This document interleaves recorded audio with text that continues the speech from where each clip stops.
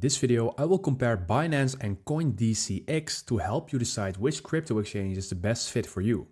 I will break down their fees, security, features, and overall user experience based on my own experience using both platforms.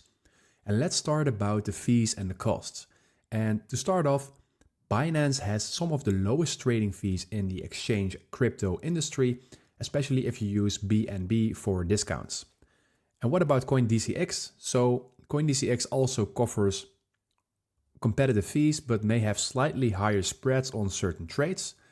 And also really important, the security and regulation. Well, Binance is a global exchange, but has faced regulatory issues in some countries. For example, in some countries it was previously available, but now it is not due to some regulatory issues. And CoinDCX is fully compliant with Indian regulations and offers a secure trading environment for Indian users. So the chance of DCX being or becoming unavailable in India is really low. And on Binance, it would be considered as a higher chance. And what about the user experience and features? Well, Binance has advanced trading tools, futures, staking, and a wide variety of cryptocurrencies. And CoinDCX is beginner-friendly with an easy interface, making it a great option for Indian users that are new to crypto. So if you're not experienced yet, then I would say in terms of user experience and features to get started, go for CoinDCX.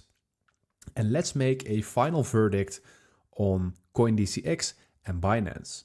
And I would say the best for global traders and advanced features, I would say Binance is the best for you.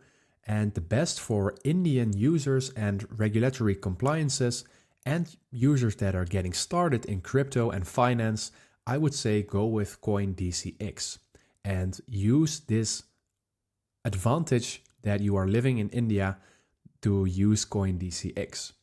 So that is everything about the two. Both platforms are solid choices, but your decision depends on whether you need global access on Binance or you want a really good regulated Indian exchange. Let me know in the comments which one you prefer, CoinDCX or Binance. If this video helped you out, please leave a like and consider subscribing, and then I see you in the next one.